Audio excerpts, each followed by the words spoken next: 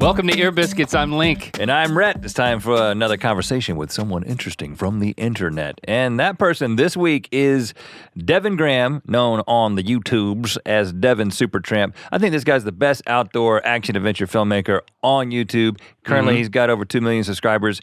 If you haven't seen his videos, he's basically filming people doing insane physical stunts in beautiful locations around the world, and the videos are intoxicating, and they make me feel good. The videos are intoxicating. Yeah, I mean, the camera work is amazing. It's the amount of creativity that goes into these things. He's basically, everyone's a guaranteed feel-good viral video. Unless you just don't like fun and you don't like stunts, physical stuff. And amazingness. Now, we caught up with Devin at VidCon. We had exchanged some emails with him about maybe collaborating on something that didn't involve us risking our lives. Yeah. But at least this is a step towards that. Meeting in person at VidCon, recording this Ear Biscuit. Just to give you some context, his most popular video with over 37 million views is titled Assassin's Creed Meets Parkour in Real Life. Now, we'd play a clip for you, but it wouldn't do much. It would be some pretty visual. Music and sound effects, which, I mean, we could make those with our mouths, but that would be disappointing also because it wouldn't actually be from the video. Yeah, I mean, it's a parkour dude dressed as the dude from Assassin's Creed doing his thing around the city in costume, and it's just shot in an amazing way. I mean, you've probably seen a lot of his videos, but if you go to your channel, you'll just be overwhelmed. Yeah, he's one of those guys who, when you ask somebody if they've watched YouTube videos, they end up not realizing that they've seen one. Like the human slingshot, or the world's largest rope swing, slip and slide off of a cliff, trike drifting, flyboarding. I mean, all these amazing physical things done in these amazing locations, a lot of good-looking people in the video. We actually talked to him about that. Where does he find all these good-looking people that he puts in his videos? But you've probably seen one even if you didn't know it, because he's not the face of his videos. You have to kind of go to the behind the scenes to see who he is. Right. Not only are the videos amazing, I think what we discovered in our conversation was that those videos and the product that he creates has gotten Devin into some amazing situations, some interesting relationships. So we talk about those. I would say we surface one of the most surprising backstories that I didn't see coming in the history of Ear Biscuits. I mean, we do some research. Sometimes we kind of know some things we want people to talk about, but when he started talking about meeting Kim Dotcom in New Zealand, I was like, I'm so glad this is happening. And, I don't want to give away the whole story, but if you haven't heard, because, well, you'll hear it in just a few seconds, but if you haven't heard of Kim Dotcom, I learned about him. I'd heard about him, but there was a whole Wired article about the guy. Super rich founder of file sharing service Megaupload. I'll read this little clip from Wikipedia about him. Kim Dotcom faced U.S. charges of costing the entertainment industry $500 million through pirated content uploaded to Megaupload, his site, which had 150 million registered users. He's vigorously denied the charges and is fighting the attempt to extradite him to the United States. But in January 2012, Kim Dotcom's mansion, kind of like a compound, was raided, and it involved 76 officers and 2 helicopters. And this is what was detailed in the Wired article. But the thing that I didn't know was that Devin Tramp was almost there for it. That's crazy. Yeah, so you'll find out exactly why he was almost there for it, and his adventures with Kim Dotcom. And also somebody else that might have tagged along that we have interviewed before. We're going to find out about his relationship with one Lindsey Stirling. Yeah, he helped connect a few dots that were established but not connected in our conversation with Lindsey. That's another interesting point to listen out for. In general, as you would expect from a guy who makes some of the most funnest videos on the internet. The most funnest. We had the most funnest Ear Biscuit conversation with him. Here it is, our Ear Biscuit with Devin Tramp.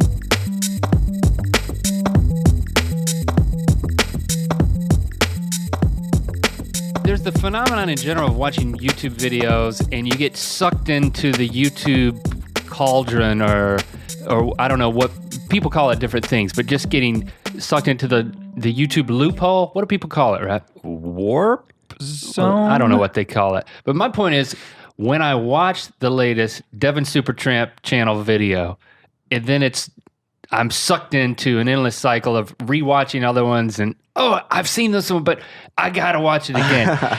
Especially if I'm a little blue.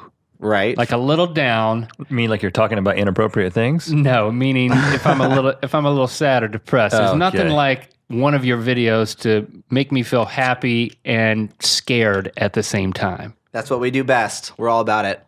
That's the weird thing. Is that the intention to what feeling do you want people to have? I think for us, like originally when we started the channel, essentially it was me with a camera going out, having fun with my friends. Mm-hmm. We saw another YouTube video, people hitting a bike jump, like a pond, like hitting a jump, going into the pond, splashing. And we noticed it had 2 million views and it was shot with an iPhone. So we're like, what if I went in there and did something a little bit more professional, see what happens, show the world something that not a whole lot of people had seen, put that on YouTube, and then it kind of exploded and took off. So for us, originally... So you had like a red camera. No. And like a glide cam. We had a glide cam and a Canon T2i and a Canon 5D Mark II that I borrowed from a friend. We didn't even own any of our own camera equipment at the time. So we were just borrowing it from friends because I was going to film school. So I was just going out, hanging out with my friends, and they're like, let's just capture this. We've seen a lot of YouTube videos. We saw what other people were doing. So we're like, let's see what we can do. And then we posted that video. But where was the pond? I mean, you had to get a pond... Which wasn't easy. You had to get a ramp. You had to get guys who could ride a bike and then go how many feet? We said 40 feet because it sounded crazier, but it was probably realistically 20, 30 feet. But really, the way it came about is the pond wasn't too far from my house. It was like a 20-minute drive.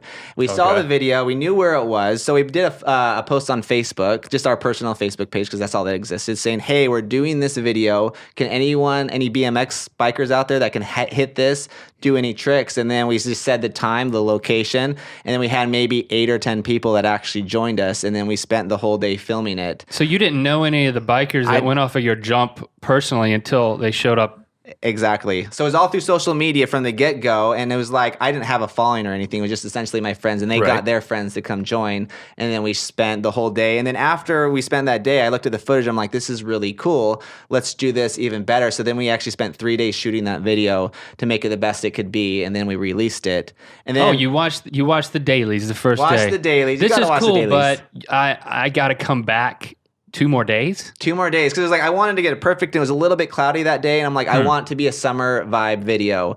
So I rescheduled it. We shot 2 more days, and it was just me and another friend who was going to film school that shot that video together. We did that video, and then I put it up on YouTube, and then the first day it got 1,000 views, which I never had a video that got 1,000 views before, and I was like so excited about it.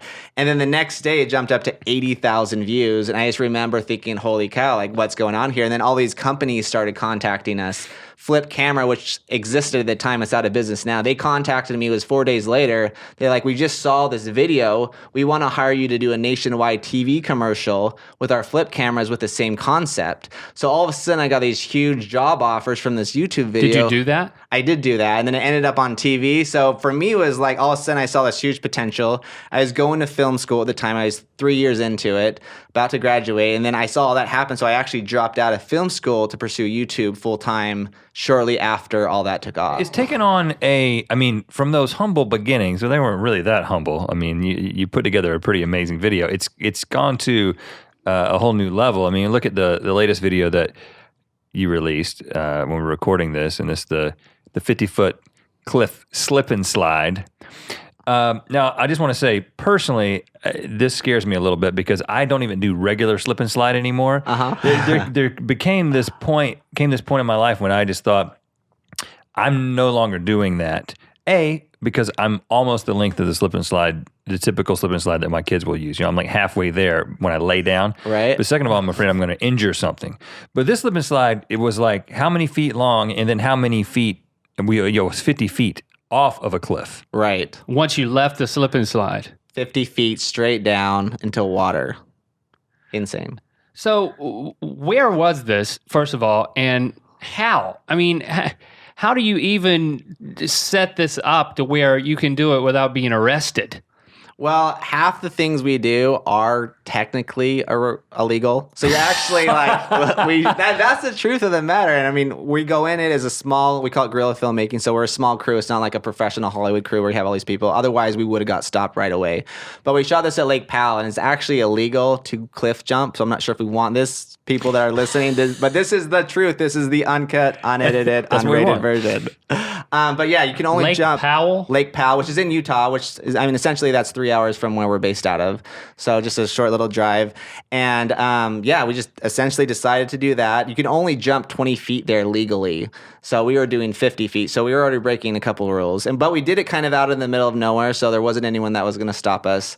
And that's essentially kind of how it went down. But it was like 50 feet sliding down and then 50 feet flying off of a cliff. But where does the idea come from? The inception of the thing? Yeah, I think with all the videos that we do, we try and take little kid ideas and put a grown-up twist on it. So, and because people connect with that stuff. Yep. Everyone's done a slip and slide, like everyone's done a slip and slide, generally speaking. So it's like, what can we do to basically put a macho guy twist on it?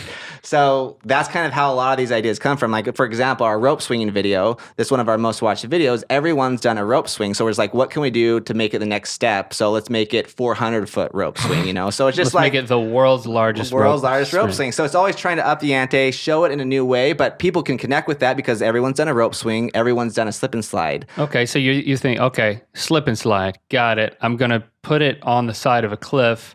There's one 3 hours away. Not really legal, but it's really isolated. So no one will ever know. And you're not coming in on a helicopter. You're like hiking in. You're like... Yeah, that one we actually took like a houseboat. So we drove out there and then we shot all day for a couple of days with a bunch of our friends. So essentially that's how it goes down.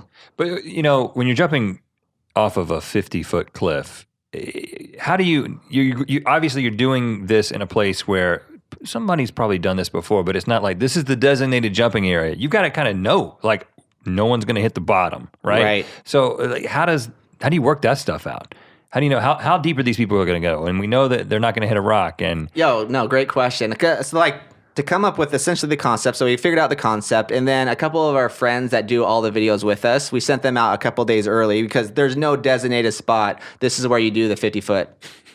Slip and slide. Slip and slide. There's no sign. There's slip and slide starts here and ends here. It's not an amusement park. So they went out and they spent literally 2 days driving around Lake Powell trying to find a location that would actually work. And who are these people? Stunt people? No. Just Facebook friends? Essentially, they're just people that I've met as we've been doing YouTube videos. Like this guy in particular, I was at a restaurant. He stopped me and he was like, hey, I saw that you did this video. We do a rope swing. And he showed me on his phone a rope swing that they had done. It was the arch one. And I was like, I saw that. And I was like, I would love to do that. So we did that together and we just became friends. So essentially, as we create videos, we make friends. And then essentially now our fans inspire our ideas. We're constantly getting submissions saying, hey, you guys should do this. You guys should do this. So we're seeing other ideas from our fans, and then we're going out there and creating it on a much higher end level. So you got two guys who now work for you. Mm-hmm. They location scouted. Yeah. And they're also cliff divers.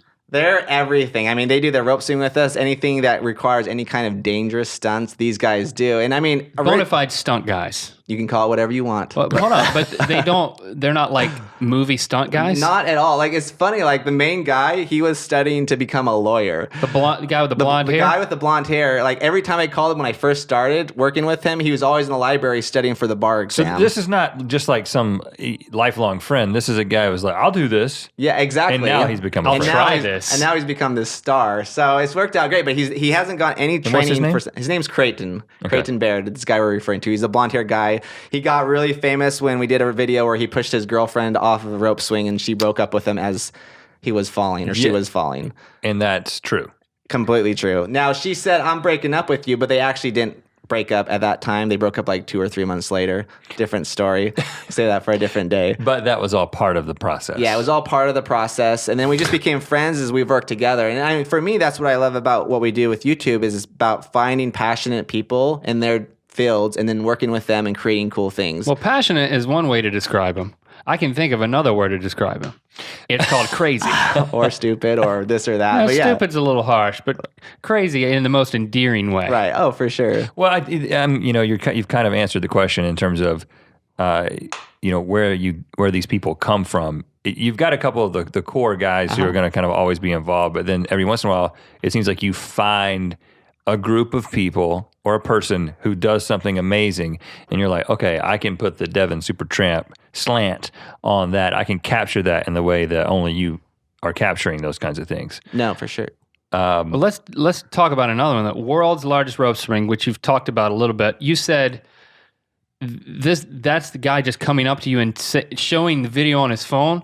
So they had figured out how to tie a rope to the top of one of these unbelievably large arches in a Utah National Park? No, so it wasn't a national park. So actually there's nothing illegal about that video, which you'd think there was something, but it was on public domain land where anyone could go out there. It's still legal now. They actually, since that video, because it got so much traction, so many people started going there, they have a sign that says, due to a popular video showing a rope swing, be very cautious, because if you don't know what you're doing, this can be very dangerous. I would think so. How high is that? So that rope swing, it's a 200-foot rope swing itself. So the rope itself is 200 feet. So maybe 240 feet-ish total, but they're swinging 200 feet. No, okay, so you've got these guys who've done this before. They have conceivably figured out the physics involved. But, I mean, you never know. I mean, these guys could be me and Link showing you this video, right? So how do you gain a sense of, all right, these guys are legit, no one's going to die, and okay, we can move forward with this. I always kind of just assume when I look at something like that, like, oh, there must be somebody is like really analyzing all this to make sure that it's going to be totally legit and safe. Right, no, for sure. And it's like the guys that we're using, they're not guys we just randomly pick off the streets. Like this guy was studying to be a lawyer. Like the guy that actually did like the calculations to make sure it was safe, like he's a mathematician. Okay. And then basically we go up there, they figured it out on their own. Okay. And then there's like 7 of them, and they're all hardcore rock climbers. So they're used to working with those kind of ropes, and they do this like every weekend. So I know they're already passionate about it. I know they have a good sense of what they're doing. And then once we get up there, they spend all day setting it up. Like it was a full day of setting up for the canyon rope swing. And then each one of them checks it, double checks it. And then the first person to jump is the last person to check it. So you know they're double checking it. And then before they jump, like send a dummy first? No, so that's where I'm going next. So after they do all the testing, then they got a 200-pound bag.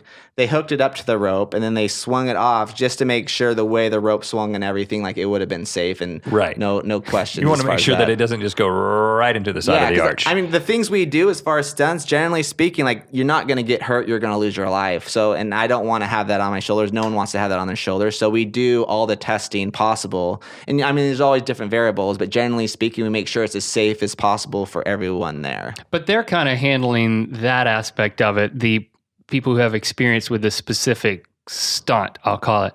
Yep. Whereas I would imagine most of your time and energy is how do I capture this in the way that I want to capture it? How many cameras are we talking about? What's the team involved, say, with world's largest rope swing? Yeah, so for that one in particular, we shot that on 2 different days. And the first day, it was just me and another guy on camera. And then the second day, I was like, I realized how cool it was visually. So I brought 3 other camera guys. So I guess there's 4 guys total shooting that as well on the second day. And it was just 2 full days of filming and essentially 4 camera guys on those projects. Oh, wow. Trike drifting. Yes. I mean, where do you find people who can do that? Barefooted. Describe this to me. I mean, what's your first exposure? You didn't invent trike drifting. I did not invent trike drifting. So what's your first exposure to it? Our videos just happen from living life and meeting the most random people. So backstory on this one, which most people have no idea, but I get an email from a guy in New Zealand. He's like, I am super wealthy. He says, I love your videos, and I want to fly you first class and meet you. Oh, yeah. So I'm like, I love okay. emails that start with the phrase, I am super wealthy. That's honestly how he started, but he's like, I can't tell you who I am. So it was a little creepy as well. Okay. So we're like, okay, it sounds a little sketchy. So I didn't respond, and then he responds like a month later. So like he's really serious about it. I give him my number. He calls me at 4 o'clock in the morning. So I'm like, okay, I'm not sure what's going on. So I decide to go. So he flies me first time flying first class to New Zealand. Just you. just me, and he flew my friend as well. So we got there, and then he picks us up with his private helicopter. And he owns a website called Megaupload. His name's Kim Dotcom. I've heard of this guy. No, Kim Dotcom flies you to New Zealand. He flies us But to New doesn't Zealand. you don't know it's Kim Dotcom. We don't know who it until is. You get there. Until we get there. Oh, you're serious. You Dead didn't- serious. Oh, this is great. So it's like all these stories. We have so many stories like this that are so like random. Like, how does that even happen? Kim.com was like held up in his compound. Well, there's another story right there, which I'll tell you in 1 second. All right, so finish this one story and don't forget the second one. I promise I won't Okay, forget. go ahead. It's part of this story. So he flies us. He has 2 huge cars pick us up, and one of the cars says Mafia, and the other one says like Evil. So he picks us up in those 2 cars, and then he takes us to his private helicopter, flies us, and he has the Was big... he in the car? He wasn't in the car. He had 2 like gangster mob guys, which Okay. were like the nicest guys I've ever met. So it's like first impressions, like don't judge, because you don't know what you're judging. Right. Well, the evil mafia, I think. It's what But it was a little scary. So he takes us to his mansion. It's the biggest mansion in New Zealand. Oh, yeah. And then he just he says, I love what you guys are doing. He's like, I have my private helicopter, take it out whenever you want. So I stayed there for 2 weeks, and he loves... We've never gotten an email like this. No, I just will we have not. go and say that. So maybe we're making the wrong kind of videos. Maybe Obviously. you never know. But yeah. Just take up my helicopter anytime you want. So we'd literally fly from one side of the island to the other side of the island, and it was a 7-seater, so we had full access, and we would stop and we would film. How'd you know how to fly a helicopter? Well, I didn't know how to fly, but he did. His pilot did, I guess, is who it was. Okay. But it was funny, talking with him, he was like, I love the villains from James Bond movies. So it was like, I want to become like a villain from the James Bond movies. So his lifestyle, like the way he lives, is completely like that. One of the nicest guys I've ever met. So what's the house like? I mean, what is this mansion like? You were there for 2 weeks? I was there for 2 weeks. He has like 30 sports cars. Like he's a race car driver. Like that's what he's passionate about. He loves video games. So he'd spend like 12 hours a night playing Call of Duty. And he was the world's best Call of Duty player online, which is like, how do you have so much money and play video games all day? But he was so nice. What was the first meeting with him like? Because I imagine you go into this long room with a executive chair facing away from you, and then it slowly turns towards you, and there's Kim.com. It wasn't as dramatic as that. Inspector Gadget is what I think of with that. But with the cat. But no, he had us come in his living room, and he had a gigantic table with as much food as you can think of. Like they had like 20 different waiters that would serve you any kind of food for each different kind of culture. Like if you wanted Asian food, if you wanted Mexican food, they had it all. And he was just like, I love what you guys are doing. And he said... But where was he standing, and what was he wearing, and what did he look like? He looked like a normal guy. He was just wearing a t-shirt. It was really hot out, so he was a little sweaty. And then he was just sitting at the table, and he's like, welcome to my house, And then he just was one of the nicest guys I've ever met. And he's like, I want to just help you guys get to the next level because I believe in what you guys are doing. This was 2.5 years ago, maybe. Okay. I'm trying to think what his first video. Oh, we did another video called Trike Racing, which Trike Drifting, which we just talked about, was actually the sequel to that. He saw that video and he's like, I loved how you had normal speed and you go to slow motion. He's like, I've never seen that before. So I just love what you're doing and I love racing. So he's just like, this whole island's yours, do whatever you want. So we took the helicopter, we flew around, we shot a couple of videos, and then he was like, I have a couple of friends that do trike drifting. He's like, and he showed me one of their things. He's like, I have their phone number, their contact. He's like, if you want to do anything with them, just go out there. And he says, we'll make sure you get there. So that was all filmed in New Zealand? Yeah, so that video itself was filmed in New Zealand. And literally...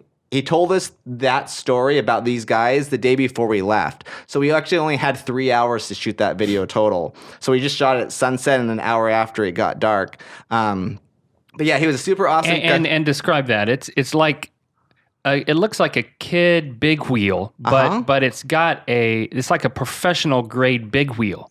Big wheel in the front that's like a tire. Yeah. But then there's 2 small tires in the back that look like if you took all the TP off a roll and just left the bare cardboard. What was that? I don't even know how they made those. I know they were all super passionate about it, and they all made them themselves. And it was like this posse of New Zealanders. I think there's like 9 of them that do it, and they do it all the time. And in New Zealand, you can basically get away with anything as far as the cops don't stop you. Like the cops would just sit there and watch and smile as we would film. Oh yeah, you were like street. in a minivan shooting them behind you. You'd pull them with a rope, right? Yeah. Yep. Then they would let go, and they'd be zooming down this hill, and oncoming traffic would be barely missing these guys. guys you're going on like each side of the oncoming traffic. Yeah, it got a little scary. And then one of the guys, he's like, I longboard. And he's like, I'm going to longboard down this hill barefoot. So I was like, I don't feel comfortable filming that. So if you guys want to do that, go ahead and do that. So he went down, and then all of a sudden the other guy ran up and he's like, the guy's down there passed out. He had to stop and he jumped out and he knocked and got everything knocked out of him. So he actually had to call an ambulance. But it was just the whole thing. And is you didn't like, catch that on camera because I you didn't catch it on refused camera to film I it. refused to film because I was like, I don't think that's a smart idea going down a steep hill where you can't stop barefoot. Does Kim Dotcom bring his helicopter to take you to the hospital at that point, or is it like No, it's just a normal. He's not actually there for that part of it. He was just at his house hanging out playing Call of Duty. Yeah. And what's the second story where he's raided by the New Zealand authorities or like international authorities or something? Yes. Were you there for that? So he sits down with us and he's like, I want to start funding every one of your videos. Unlimited budget, you just go out there and do your thing. So it's like, I have no problem with that whatsoever. So he's like, we're gonna fly back home and then we'll work out all the details. So we get in the airplane, we take off. What did you know about him at this point, other than the fact that he's super wealthy? Because before he was in the news, I didn't know anything about Megaupload or Kim Dotcom. Yeah, I didn't know anything about it either at the time until I got there, and then he told me essentially that Megaupload similar to YouTube as far as people are uploading all this stuff, except for they don't stop people from copyright stuff, essentially, is what they got in trouble for. But that's all I knew about the website and about him. But then as I started researching, I'm like, there's so much stuff about him. And he used to be this big hacker, and then he changed his life around. He got back in the game, and then he started giving back to society. But yeah, I didn't realize he had such a kind of a crazy, cool history about him. So you get back on the plane with like a blank check. So no blank check yet. He was going to write it soon. So to speak. Yeah, so it speaks. So we flew back to America, and then the second we landed, I got on my phone to check more information about him. So I type in Kim.com, and the first thing that pops up is FBI raids his house 4 hours after we had left with 91 FBI agents, 2 helicopters. They swarm and take over the whole perimeter. Yeah, he's like going into an inner sanctum, like a safe room, and he's like holed up in a safe room in there. Exactly. But it kind of blew my mind. But it's like, we just left and all that happened. I'm like, how does that all happen right when we leave? But it was like interesting too, reading the media, because they were saying how like all these guards were there. And it's like, I was at that perimeter and they only have one guard and it's super low key. Like I felt like all the things the media was conveying was actually not true at all, because I had just been there. I had seen how it was. So I was kind of frustrated with the media. It's like, they're making him sound like this awful guy when in reality I was there and I saw all that stuff. And if a mazillionaire is going to fund everything I'm going to do, you like him. I'm going to like him too. You're going to like him too. But honestly, he was a super nice you were like, guy. Dang it! Yeah, I was sad about it. They kept him in jail for a month, and it was sad because his wife was having twins, so he kind of missed that whole thing. But afterwards, I mean, he got arrested because he had 2 servers that he was running his website in America, so that's why America could come in there, take over, because it was America that actually did that. Right. But then they did it unjustly, so they actually had to release him and give him everything back, so he was off the hook, and his criminal record, as far as that goes, was completely wiped. So what happened with your relationship? So our relationship, we still talk every 5 or 6 months. I haven't asked for money because I'm like, he's already dealing with all these other things, and things are going good now where we have all these sponsorships and stuff like that. So we're okay as far as funding the ideas that we want, so I was okay with it, but it was just kind of a cool experience seeing New Zealand in that way, because most people don't get that kind of experience. Well, let me ask this then, a more open-ended question. If that's happened to you as a result of these type of videos, what other crazy things and opportunities have happened to you as a result of making the most epic videos on YouTube? I'm trying to think. I feel we get all these amazing, a lot of times people give a lot of crap, excuse my language, but for YouTubers working with brands, but for us, it gives us opportunities to essentially do what we want. So we're working with all these brands now, and basically they're like, we want you to create whatever you guys can think of. We've seen what you guys have done in the past, so whatever budget you guys need to make your ideas happen, we'll fund. So essentially that's what's happening now. And a good example. So no other Kim.com emails. That was the craziest one. Yeah, that was definitely the craziest one. So we haven't had any crazy, gnarly stories recently anyways. I'm trying to think of anything that's happened that was just kind of mind-blowing. But when Mountain Dew contacts you and says, hey, Dale Earnhardt Jr. is going to hang out with you guys. Just make any video you want to make. That's kind of like of another day at the office at this point. At this point, it is. And that's exactly how that kind of went down. We're like, you have his backyard, do whatever you want, and you have him as the star. So we're like, we'll do it. So at this point, are there any videos that you're just financing yourself, or is it now like, well, I mean, there's always a way to tie somebody in, whether it's, the company that owns the hoverboard or whatever.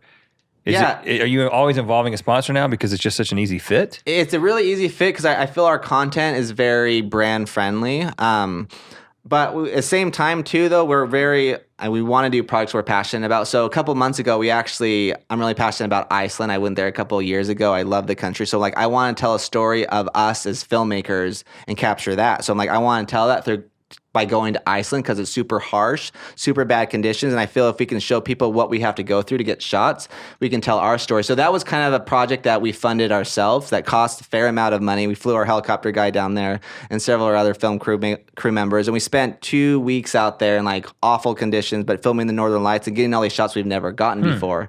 And that's going to be an hour-long film. But that's essentially things that we're passionate about. And essentially, I mean, we're using YouTube to basically help us get to the next level. We'll always stay with YouTube, but we're using it as a vehicle to do these projects that we're passionate about. And it's through working with brands and other people that we can make that happen. So this documentary, I guess for lack of a better word, is that going to just be distributed on your channel? Yeah, so we're not positive exactly how we're going to do it. I think kind of where we're gearing it is we want to have access that everyone can watch it regardless of the price. So I think we're going to kind of do something where you pay whatever you want to pay, whether it be a penny, whether it be $30. And we're not so caring about making our money back so much as just telling our story and inspiring other people, because essentially that's what we want to stand for. What's the favorite video of yours that you've made so far? Sadly, it's usually the videos that do really well because that affects how we feel about it, like even emotionally. Like some of the videos that I really was passionate about when we actually shot them, they completely flopped. And then it's like every time I watch that video or look at that video, like it hurts my heart. Like what? 2 examples is I did a Halo video for the video game Halo, and they didn't fund it. I funded it myself, and it cost, I want to say, $14,000. I had to fly 9 people, and I was just funding it myself, no brands attached. What's the concept? It was a first-person shooter. Basically, it was Halo in real life. The new Halo video game was going to be coming out soon, so I did that. We released it, and then people didn't like it at all. And then every comment was just like a hate comment. We hate you guys. And also, too, it was right after the big shooting happened in Christmas time 2 years ago. So there was a lot of violent things going on with that. So that was a very sensitive subject. So it was just bad timing as well. But it was something I put my heart into, really cared about, and then it flopped. So every time I think of that video, like I have my heart hurts because of that. But it's still on your channel? Yeah, it's still on my channel, and you can still go watch it. I can't remember, it's Halo in real life or something of you can that still nature. go and leave a negative comment. Yeah, you still leave a negative comment. So it doesn't hurt as much at this point. Yeah, it doesn't hurt so bad. Well, speaking of hurt, I know that sometimes people do get hurt. You got hurt in the behind the scenes video we saw where the jet ski that was, I guess, powering the hoverboard. Yep. Hit you in the back of the head. Tell us about that. Yeah, so kind of our motto on our channel is it's all about the shot. So it's all about putting us in dangerous situations. Obviously, you have to be smart about that. But in that case, we're filming a hoverboard video, and I was trying to get as close to the action as possible. Now, the way this hoverboard works, just to kind of, I've seen it, and I'd like for you to explain it. Yes, so it is essentially a snowboard that hooks to a hose that hooks to a jet ski or a Sea-Doo. And someone sits on the Sea-Doo, pulls the throttle, and then it lifts the person on the board 30 feet up in the air, and it's propelled by water. It shoots a hydrant-sized stem of water out of the back of a snowboard. Is it shooting the water that's coming out of the jet ski normally that would propel the jet ski? Yeah. It's just shooting it through the hose. Yeah, exactly. So instead of it coming out of the jet ski, it's actually coming out of the board itself. Yeah. So it's a new invention, and it actually gets released next month, so it's technically not even out on the market yet. Okay. But yeah, it's all done that way. So when the person rides on the hoverboard, it pulls a jet ski behind them. So I was trying to film the hoverboard fly over me, which also means the jet ski is going to be following right behind that. And you're in the water in scuba gear. I'm in the water with my underwater housing, and it flies right over me, and there's so much pressure going off that board that I get sprayed so bad bad that I have no idea what's going on. And then all of a sudden I hear the jet ski right behind me, and then it completely clobbers me in the back of the head. He has no control over it, right? Yeah, he's has basically no being control. pulled. He's being pulled. So I get clobbered in the back of the head, and this time I don't think I have a life vest on. Maybe I do, but I don't think I do. I wouldn't suggest that. So I get hit, and then I'm like terrified because I'm like, I'm gonna pass out because it really did hurt, and I'm in the open water. So I put my head down. I kind of just wait there for a second. Then I had two friends. I mean, there's a lot of people there watching as it was happening. So I had two friends jump in there to make sure that I was okay, and I ended up being okay. But it was just kind of one of those terrifying things as far as what's going on, and I was completely disoriented, and I got ran over by a jet ski, but I survived. What other videos have had things go wrong? Out of all the videos we've done, the video we did on the Blob, more people got hurt on that than any other video. And what that is, it's a big, gigantic, inflatable balloon, and you jump off of a houseboat, and you have someone sit on the end of that balloon, and then the pressure from the other person jumping on the other end, it repels them or shoots them up in the air 50 feet. That one we had two guys jump off at the same time to basically add pressure to the other end. And one of the guys was a bigger guy. He jumped on the guy's collarbone, and it popped the collarbone out of his neck. It didn't actually come out of his skin, but I don't do good with that stuff at all. Like very crazy. I don't do good with stories about that. We're stuff. like squirming right yeah, now. so that happened. It was very nasty looking. When it happens, do you keep filming and now you're filming the collarbone? So that Zoom situation, I pulled the camera and I was shooting the story until I got too queasy, and then everyone's jumping in though. It's not like I'm filming and everyone's laughing and partying still. Like people are jumping in, pulling him out, and I'm filming it just to capture that story. They pull him, he's okay. We obviously take a 20-minute break and make sure to figure out what we can do to fix this problem. And we realize don't jump and everyone be holding hands and have your arms actually interlocked. And what happens to the guy with the collarbone? He leaves? He's fired. He's fired. No, so he was like, I'll be okay. We give him a bunch of painkillers, and then we got a boat, and then we sent him to get fixed. So he's fine Get now. a rubber mallet and just kind of tap on the Tap it, collarbone. all problem solved. But yeah, that happened. A girl jumped off the cliff while we were there filming, and she bruised or broke her collarbone. We had one girl spitting out blood from just the impact of the water. Oh my. And then I was running across the deck of the boat because the sun was setting and the lighting was really pretty, so I was trying to hurry, and then I landed on the water, I slipped, so I ran into the side of the boat, and then I broke my toe.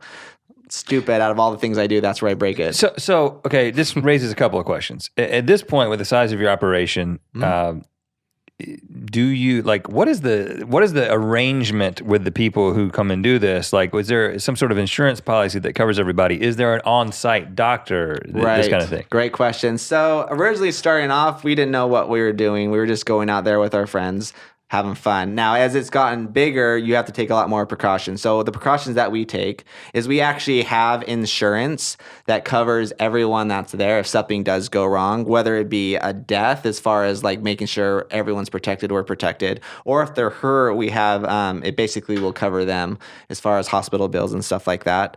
Everyone signs a release form.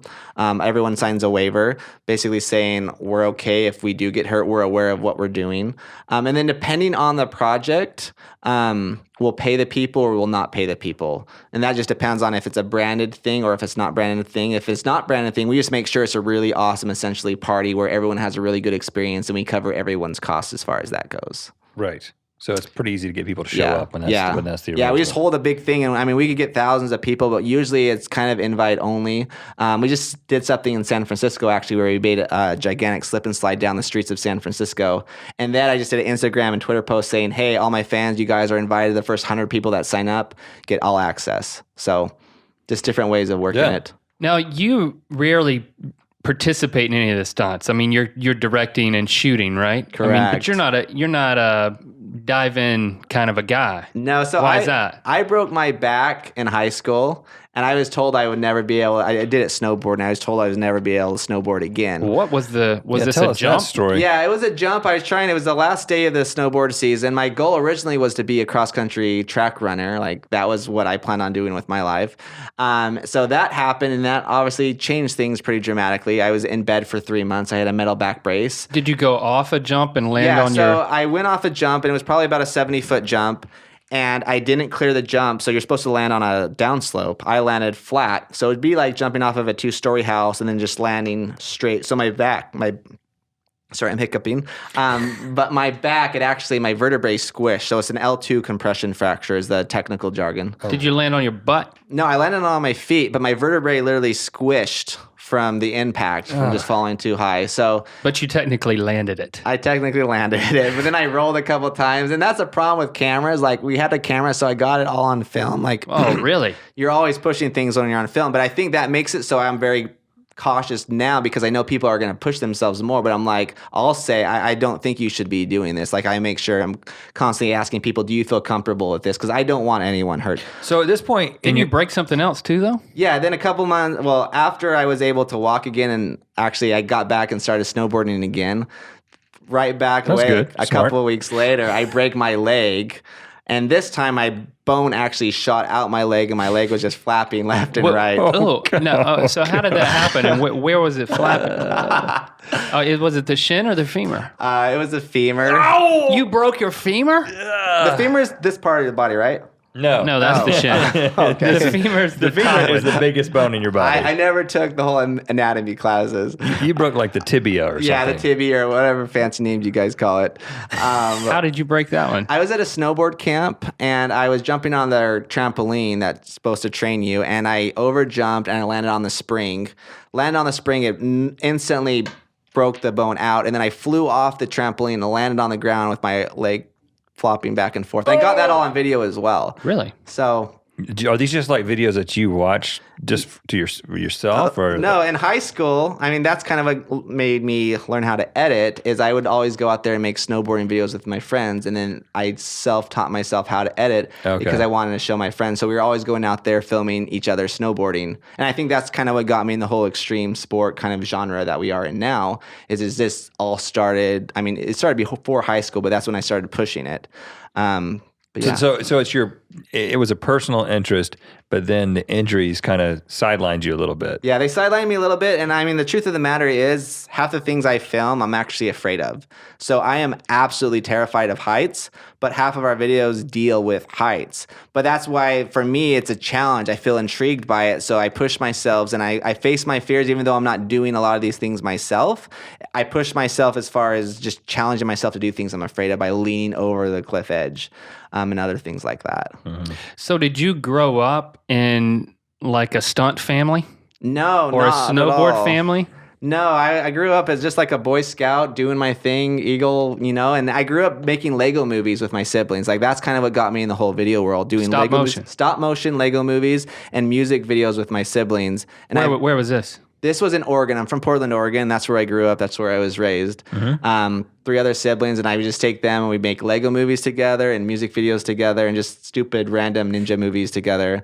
And I just always loved it. And I mean, I was taking my parents' cameras, and then I'd probably ruined 3 or 4 of my parents' cameras. But they've always been so supportive of it. How do you ruin a camera? We were always making a stop motion. I know. Well, push the shutter too hard. Well, this is when VHS existed, so the tapes would get cramped in there, and it just would ruin the whole camera. Okay. So it was old school stuff, not digital at all. But that is kind of the knack that then followed you into snowboarding. Yep, it just carried over. It all over. gets crumpled together. It is. It's all one. No matter what you're doing. And then I started doing wedding videos. So I've gone through a couple different phases, but I'm always learning different aspects as far as filmmaking. I love that. I always love it when I hear that somebody who's doing what you're doing now made a wedding video. We made a wedding video. Uh-huh. There's just this thing that there are people out there who can say things like, yeah, our wedding video was made by Devin Super Tramp. It's like, at the time, it was just Devin. No, yeah, Devin's got a camera. He's going to do this. There's just something about people being able to say that after the fact. Maria Matthews is the only person who can say that they have a Rhett Link wedding video. We did a good job on that. The montage, the dance montage. Oh, yeah, that was so sweet. I went to black and white, and I did a lot of fades. No Devin glide cam or anything like that, though. No. Now, I know you went on a Mormon mission, so you grew up Mormon? Grew up LDS or Mormon. Okay. Went to Jamaica? Yeah, I went to Jamaica. You guys know your facts. I'm impressed. But yeah, I went to Jamaica for 2 years, so right after high school. 3 months after high school, I got a mission call to go for our church and basically represent them. And we went to Jamaica, or I went to Jamaica for 2 years as a Was that service an mission. easy decision for you, like automatic? Yeah, I've always known I'm going on a mission. Yeah, I've always knew, because I just love working with people, talking to people. And I always knew I wanted to do it.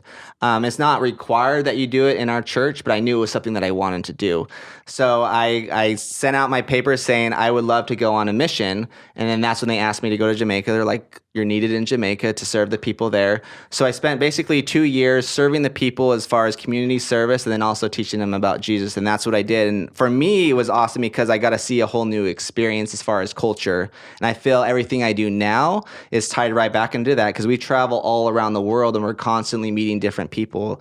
So it's been really cool as far as balancing me that way. Do you wear a black tie, white shirt, and a name tag? Yeah, now? so you wear the whole... I mean, now. Oh, now? No, not at all. You're not wearing it right now. I'm but not I mean, wearing it right now. I'll wear a white shirt and a tie when I go to church on Sunday, but no name tag. But yeah, that's the church standards as far as the missionaries go. So when people see that, they know as far as, okay, those guys are the Mormon or the LDS missionaries. Now, is Jamaica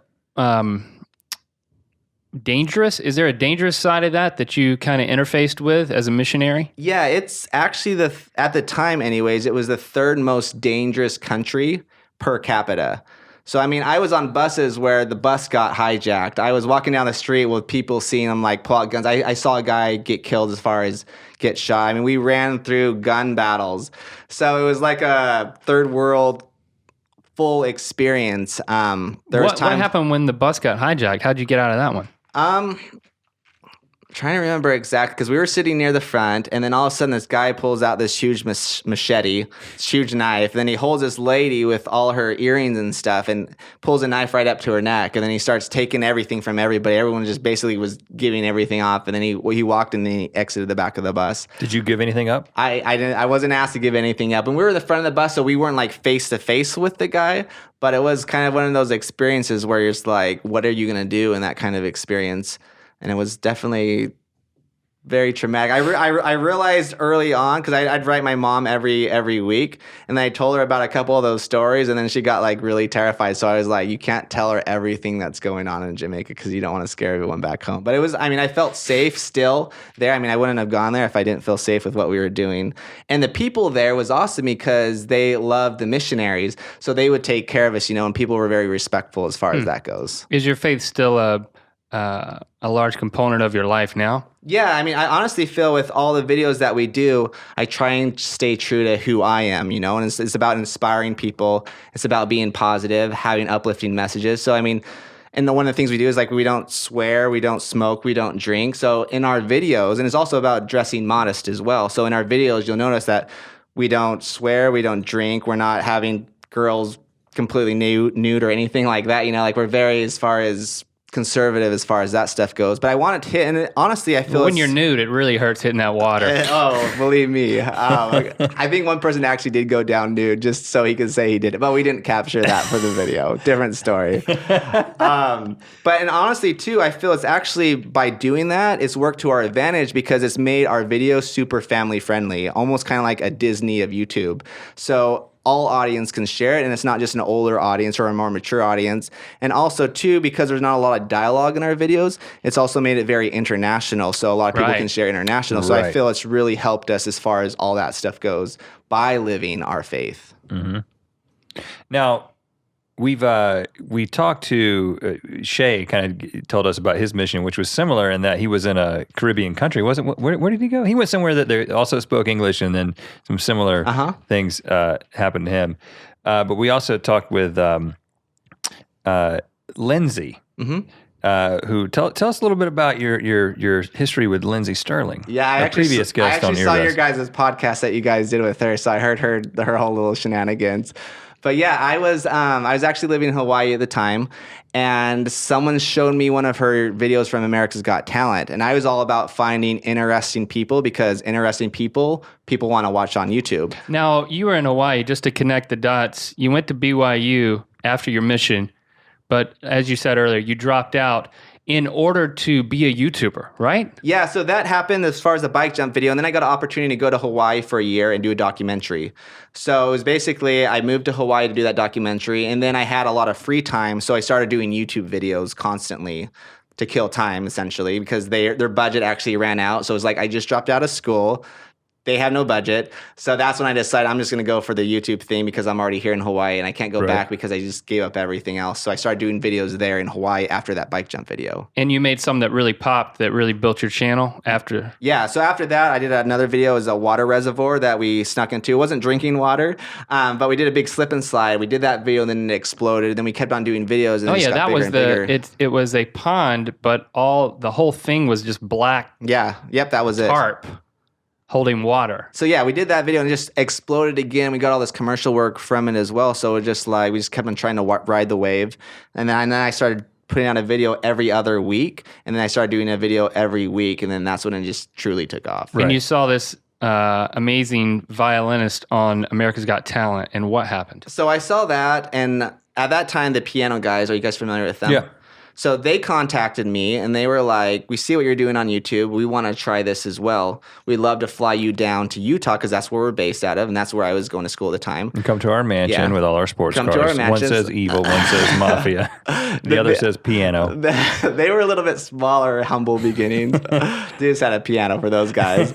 But I was like, I'm going to go into Utah. I know that's where Lindsey's based because she was actually going to BYU as well, which we never met when I was going to BYU because she was going on her mission at the time when I was going to school there. So I contacted Lindsey. I'm like, I'm shooting the piano guys this day, and I have one free day. I'd love to shoot a video on you. It was not going to cost you anything. And then I get to put it on my channel, and then you essentially get all the iTunes sales from that. So she's like, that sounds good. Let me think about it, essentially is what. And then she came back to me and she's like, I just checked out your channel. And she's like, I'd love to do something with you. So I was really excited about it. So I did the piano guys and then we shot all night. So after we got done shooting, I went straight to Lindsey's house, picked her up, and then we spent all day filming her video, which was for a video called Spontaneous Me. Put that on my channel, and then it literally the same thing happened as far as it took off. People had never seen a girl dancing and playing violin. Right. So once that took off. And you put the word epic in the title. Epic violin girl. You have to have epic because then people think it's epic and then they click on it. But it was epic. It was definitely epic. was. So there was no faking people out there. So yeah, we did that video with Lindsey and then we just started talking back and forth. I mean, it was the whole long distance thing as far as we were just friends, but talking back and forth on Facebook. And then I had another opportunity to go back to Utah a couple weeks later. So I went back there and we shot another video together and we just became best friends. And then a couple months later, we started dating as well. And then I moved back from Hawaii to Utah. And then we ended up dating for, I want to say around 16 months, give or take. I'm not sure what she told you guys, but somewhere around that general area. Yeah. And then I had been in the whole YouTube scene for about a year at this time. And then essentially, I think I shot the first 23 videos on our YouTube channel. And then wherever I went, I'd take her with me. So for example, New Zealand, we just talked about, that was who I actually took with me. It was Lindsey Stirling. And then we knew that, so we're hanging like... out at Kim Dotcom's house. That makes it even more interesting. I know, right? There's all these other stories with that. Oh, man. But we were like, we're going to New Zealand, so let's do a Lord of the Rings medley. So we took this guy's helicopter. That's where that was filmed. Yeah, so it was filmed in New Zealand. It was like, that's where the movie takes place. So we ride in the helicopter. We see a pretty spot, and then he'd land the helicopter. Lindsey would get out, and then I'd film all these aerial shots from Kim Dotcom's helicopter. So when you watch the video, you're like, okay, that's how that happened. Is Kim Dotcom financing Lindsey Stirling now? I guess. If you look in the description at the bottom, a special thanks to Kim Dotcom for making this happen. Arguably, you launched Lindsey's career. I mean, it's one thing to be on America's Got Talent, and she's fabulous, but it was that video which really set things off. I mean, in the wake of America's Got Talent, that changed the trajectory of her entire career. And I mean, that's what she said as well. Did you do the same thing for the yo-yo guy? Did you launch his career? Well, I don't know about launch his career. It definitely got his name out there in different ways. I'm not sure exactly what he's doing right now. Was probably yo-yoing. Probably yo-yoing, let's be honest, because he was like the yo-yo champion. But he started getting a lot of jobs as well. And honestly, I feel for everyone that we get to work with, I mean, I think that's kind of what our YouTube channel is. It's like America's Got Talent, but on YouTube, on steroids, as far as we're trying to find people with weird, cool, hidden talents and then essentially launching them. We did a video on Assassin's Creed meets parkour is what it's called. Yeah. I think it has 36 million views. Your most viewed video. Yeah, our most viewed video. But it's the same story. The guy I had do it, I just heard that he was a local guy that did parkour. So I contacted him, and he did construction work. So I'm like, I'm doing this video on Assassin's Creed. I'd love for you to be in it. And I wasn't doing this with the video game company. I was just doing it because I liked the video game. And I was like, it'd be cool to do this in real life. So he said he'd be down. So he did it for free. We spent 7 different evenings filming it, launched the video, and he didn't have a YouTube channel at the time, so he created one just so we could send subscribers over there. And I think it made him get like 80,000 subscribers. And then all of a sudden, all these big TV shows started contacting him. Disney actually did a commercial featuring him. So all of a sudden, he actually quit his construction job, and then he's been doing stunt work full time since we did that video. So it's just been really cool seeing that community. I feel that's what's so great about the YouTube community. It's about everyone working together, building off of each other's strengths, and then everyone benefits together. It's a beautiful thing. I mean, what can you do for us? Is what like put us in a video. Now, you made Shay Carl jump off of something. Yes. Right? Yeah. He wanted to do it though. What did he jump off of? He did jumped the off rope swing, right? Rope swing. He did the biggest rope swing we've done yet, which was a 400-foot rope swing. And he contacted me. Don't ask us to do that. Do that. We'll figure out something though. You guys have your dancing zebra though.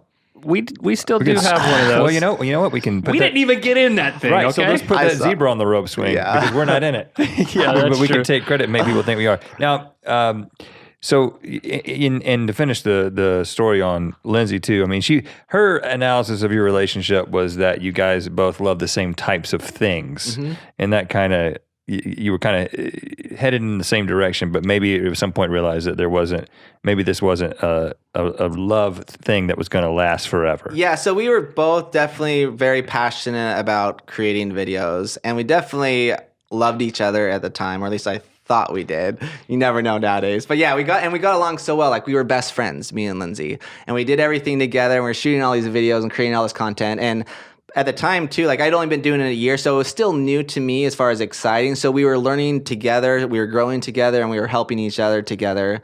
And then over time, like she got so busy with everything that was happening, not that work's ever more important, but it's just trying to figure out balance with everything. And then I was traveling everywhere, and we just thought, I mean, it wasn't the best fit for everything that was going on. Well, when you have a Mormon faith, I mean, there's a lot at stake. You got to make sure that you're dating the right person, because when you marry him, it's forever. Yeah, exactly. I mean, you're forever. You populate a planet. This is a big deal, right? No, yeah, because we believe when you're married, it's for time and all eternity. So, Yeah. I mean, where we stay as far away from divorce, obviously there's certain reasons when you have to have divorce, but we believe you get married and it's forever. You make it work. You figure out how to best get along. And we're like, So this isn't just testing the waters kind of thing. yeah, this is a forever thing. So it's like we wanted to make sure, and it was like we dated for a while, and it just wasn't the best fit for us. You know, like it's hard to have two very passionate people that are doing two different things make it work, is kind of what I've realized as I've done the whole dating scene, you know, and tried to figure that out. But yeah, it was a learning process. And I mean, I still look at Lindsey as one of my best friends. And we've gone our own separate ways and done our own things, you know, but it's been really exciting seeing what Lindsey's going out there and creating and changing the world in our own unique ways, you know. And it's been exciting knowing that I had a hand in making that happen, you know, and seeing that process unfold. All right. So what about the dating life now, which is on the internet as well, more than with you and Lindsey? Right. Tell us about Haley. So this is a sensitive subject. Oh, really? No, it's all good though. This is the uncut, unedited, unrated version. That's right. That's what a Ear Biscuit is. Yeah, Ear Biscuit, we're all about that. But yeah, we're still trying to figure it out as well. Haley's amazing. She's an amazing musician. And it's just the same thing though, is just figuring out. So she's one of 3 Gardner sisters. Yeah, 3 Gardner sisters. They're a YouTube channel as well. I met Haley on a our flyboard video, which was similar to the hoverboard video. When in Hawaii, she came to my shoot, and we just same thing. We became really good friends, and then I heard she had a YouTube channel. So I was like, let me check out your guys' YouTube channel, because it wasn't huge, but it was just doing okay. And I checked it out. I'm like, these girls are amazingly talented. So I contacted them, and like I sat down with them, and because I'm all about giving back and helping people because everyone benefits that way. So I kind of told them the secrets I knew about YouTube as far as how to grow and with the best ways I saw that happen for Lindsey, because it was similar thing as far as musician, and then how they could actually monetize by selling iTunes cover songs. So I kind of went over that with them, and then they started doing that, and I started shooting their videos, and then me and Haley fell in love, essentially, is what happened. And then that's kind of how it's been with that. And I mean, right now, though, we're not together, and we're just trying to figure out life, because once again, it goes back to that same thing as far as two passionate people trying to figure it out, because you go in different directions, So Okay, so I'm not going to say I sense a pattern here, but we've talked about two girls. Yes. But do you think that this is just related to? I mean, you've stated in other places that you like to stay busy. I mean, all I have to do is, knowing what we know about YouTube, you can look at your channel and know that you're busy. Not to mention the fact that you're not making videos in one studio every single day. I mean, you're all over the world. Does that make it difficult to have a long-term relationship? Yeah, well, there's a couple different things, I guess, that happens with each of the relationships. In Haley's case, she's going to school at BYU Hawaii in Hawaii, and we've been separated for the last 5 months. So, I mean, I've had to keep myself busy, but it's like when we're in the same place together, we make sure we spend time together, So it's not an issue of that. I feel it can work, but it's just due to the circumstances that we've been put in, as far as she's been gone for the last 5 or 6 months. We've been FaceTiming everything every day, but it does get really hard. It does make things complicated. The good thing now, though, is I have a team of other people that I trust, as far as Team Super Tramp is what we call, I guess, our group of filmmakers, where I can send them out so I can be home a lot of the time instead of work and whatnot. Right. So, but yeah, just figuring out the balance. So it's kind of on. You're on a hiatus right now, but maybe when she finishes up, who knows what? Yeah, who knows what happens? I think the world of her, and she is my best friend. Yeah. Okay. Well, just keep us posted on that. Yeah. Let's bring it back full circle. At the beginning, I talked about how there's a vibe to your videos that goes beyond what I'm seeing is awesome and scary and an amazing stunt. There's a tone of just exuberance. Like, everybody's having fun, everybody's happy. One of the things that Rhett and I discussed when we rewatched the videos in prep was the choices of who you show when in the video goes a long way to make it something much more than what you would think it would have to be a viral video. Mm-hmm. You're not just shooting an amazing hoverboard, and you're not really explaining how it works. There's a whole channel that could be devoted to that. But you're not even just showing the amazing thing that happens in the air or while this is swinging or whatever the case may be. You're but showing it's the people's faces. Yeah. You're seeing the reactions. I mean, tell us your philosophy there. Yeah, so my philosophy there, I'm going to tell a quick little story really fast, because I feel it explains our philosophy. Maybe a year ago, I get this email from this guy in Morocco, and he was like, I have never been so depressed in my life. And finally, one day, I decided I was going to end my life. So he said it was like 4 o'clock in the morning, and he got everything to basically slit his wrist and end his life. And he said he was 100% committed to killing himself. And he said right before he did that, he said he got this thought to go back on my YouTube channel and watch through the videos, because he wanted to be reminded what he would be missing if he wasn't alive. And he said by watching those videos, it was like it created all these experiences for them, even though he had never had them. But it made him realize how amazing life is and the people that are in life. And that's kind of, I feel, our philosophy with what we do is we want to show people how amazing the world is. And it's not about the hoverboard. It's about the people and the experience with the hoverboard. That, I feel with the media especially, it's all about negative this and that and how the world's falling apart. But at the same time, we don't see all the positive things, because that isn't news, quote unquote. But it's like the way we look at it is show people how amazing the world is, the people around it, put them in these amazing experiences, and then inspire them to show them life can be great. Get outside, get your friends together, have fun, and do what you love to do. And if you break a collarbone, cut that out. cut it out. But it always makes the cut. Like, it's in the behind the scenes. But yeah. It's in the BTS, right? It's in the BTS. Well, yeah. you know, you get this feeling. I remember, I don't know specifically what video it was, but I do remember the first time I watched one of your videos, and I got the sense that I wanted to be there, right? That I was like, who are these people and why are they having such a good time? I mean, I know that this awesome thing is happening, but it's just like this community that you want to be a part of. And they're all beautiful.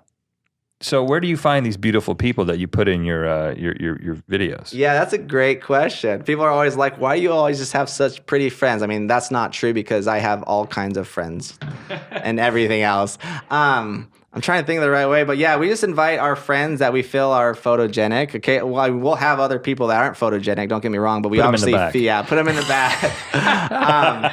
But yeah, we just like showing everything. But our videos, they do have big people, they have little people, and generally though, it's who's ever in that area is who we capture. So for example, San Francisco, we had people of all different races, colors, different sizes, and we featured all of them. So it just depends on what area, what demographic we're in, is who we feature. And we have no problem featuring anyone as far as any of that stuff goes. People who are willing to hang out on the edge of a cliff tend to look a certain way and be, you take what you can get. Okay. Yeah, and they're always athletic too. I'll take that. Athletic. True. You know. Well, another thing too, and I think this plays right along it with why everything that you do is so sponsor friendly. But you do also get the sense that whatever these people are into, I'm going to buy. You know what I'm saying? It's just like the music is great. What they're doing is fun. They look great. Oh, they're drinking a Mountain Dew. I want to drink a Mountain Dew. I mean, it seems like it's just ready-made for sponsorship. And I would also think that it would be the kind of thing that your door would be getting knocked down to go direct commercials. Is that happening? Yeah, it's happening constantly. And a lot of people say, like, how do you get started doing commercial work? And what I tell them is when we started, I was just featuring my friend's clothing company. At the time, it was Vure. No one knew about them.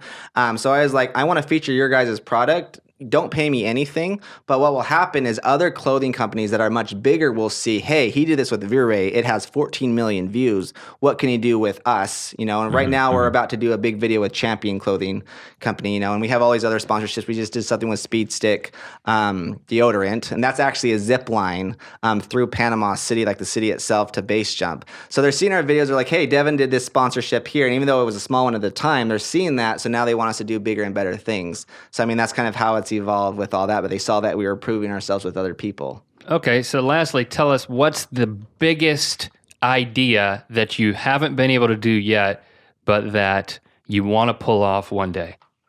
One of the ideas we're going to do sooner than later, it's not crazy extreme, but everyone absolutely loves our rope swing videos. So the first one we did was through an arch, 200 feet. The follow-up was 400 feet. The next one I want to do, because I'm always trying to think, what can we do that's going to be bigger and better than the last one that will give people a reason to share it? So we're like, I want to do a rope swing through a gigantic city. It'll completely change the look. So it's basically going to be Spider-Man in real life through a city. It's kind of the next big thing that I want to do. And obviously getting permits and all that stuff is very hard, so we'll probably have to do it in a foreign country. But that's kind of the next big thing that we're going to do. We're just still working out the details with that. But you're actually laying the groundwork for it?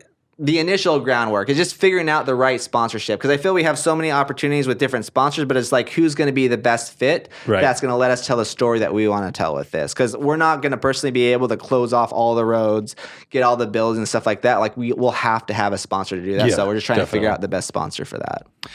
Well, listen, man, we'll be excited to see whatever you come out with next, and it's been cool to hang out here. So thanks for the time. Yeah, thank you guys. You guys are rock stars. Over and out.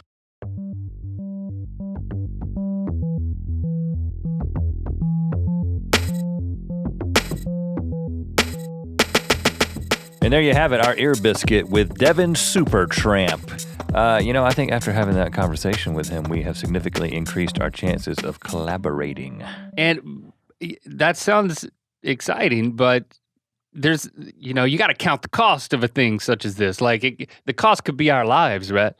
So we might need to pull back on that one a little bit. It's no ordinary collaboration. I mean, this is not like some vlogger who's like, hey, I'll come be on your GMM, or you can come to my bedroom and make a video with me. Well, you know what I mean. Not that kind of video, but the kind of video that vloggers make in their bedroom, like a vlog.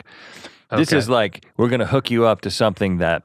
Well, he did it. Shay Carl. He did. Went out there, and I don't know if it was the world's largest rope swing, or I think it was. It was one of those that he actually did that. And the interesting thing, I mean, sometimes when like in conversation with friends, things like bungee jumping or skydiving comes up. Nick asked me this the other day when we were going camping. He was like, we were talking about skydiving. He was like, would you ever go skydiving? And I said, well, for a video, I might, but I wouldn't do it just for the fun of it. But I would do it. I might do it if we were making a video. I mean, I think that's the only scenario where I would do something. But if we were going to do it, we would make it into a video. So it's sort of, I mean, it sort of answers itself. I mean, it's will you do it? I mean, I'm the one who's scared of heights. I'm very scared of heights. I don't like ropes courses. I don't even like standing up as being the tall person that I am. But Nick did skydiving just to do skydiving. There's plenty of people who do that. They don't, but it has to take me making a video and creating something in order to push me over the edge, literally. Would we do it tandem? Like the two of us together? Is that how you do it the first time? No, because the implication is that the one on the back of the tandem knows what they're doing. Yeah. And I don't think you do. How about 3 tandem? How about me and you, but then there's a guy behind me? Triple up. Can you do that? So you want to make it even heavier. I just want to make it a funny video. You want to make the human glob underneath the parachute as heavy as possible. That doesn't sound smart. Oh, you just get a bigger parachute. The thing that I just got a trip out of Devin talking about how I assumed that these were like stuntmen and like there were safety officers around and things like that. And it is more of this, let's just get a group of friends who are willing to do these things and have some Well, you got to remember, it's YouTube. Yeah. You make these assumptions about it, but you got to remember, this guy because it looks so high quality. He's still a YouTuber, and that's what I love about it. I mean, I don't love the fact that there's not a team of safety officers. However, but listen, it is getting to that point, like you said, that he's doing these big branded projects and that kind of thing. So it's becoming more like a traditional film shoot or whatever. When I worked for IBM, there was a man named Rick whose full-time job was safety officer. And this was at just a corporation, Like paper cut? Rick Poling was his name. He was he kind of was like a swarthy sailor type guy. He had like white hair and a white beard. Like, don't lift a water cooler by yourself? I don't understand. What? He oversaw the safety features of the manufacturing facility. So it does make a little more sense. But he also designed like the offices and to make sure that, I don't know, people didn't run into walls. Slam their hands in laptops. And he had the greatest sense of humor. Like, he was like a swarthy sailor. He looked and sounded like one. You can hurt your finger on that little mouse that the IBM ThinkPads had in the middle of it, that little nub. Oh, you can dislocate the red nipple. You can dislocate a digit on that red nipple. I'd never touch the red nipple. Stay away from that thing. Shout out to Rick Poling. I miss that guy. I hope he's probably still alive. He's so safe. Right. Maybe what if he's not? What if he's not? Well, this would be tragic. I don't know. You guys should tweet at Devin. I mean, you can try to track down Rick Poling too. I think that's fine. Take it or leave it. But definitely tweet at Devin and let him know what you think of his Ear Biscuit. His handle is Devin Supertramp, DEVIN Supertramp. So let him know what you think. Hashtag Ear Biscuits on that. And we will be rope swinging back your way, drifting into another death-defying Ear Biscuit. Next Friday. Yes, it happens every week. And if we do the Devin collaboration, then we'll obviously let you know, because that's the only reason we're going to be doing it is so that you can watch it and laugh at us. I think we're going to be putting it in post. Oh, we're going to be putting it in the post? We're going to be put into one of his videos in post. Okay. I'm not going to actually be there. A lot of rotoscoping. Okay, see you next week.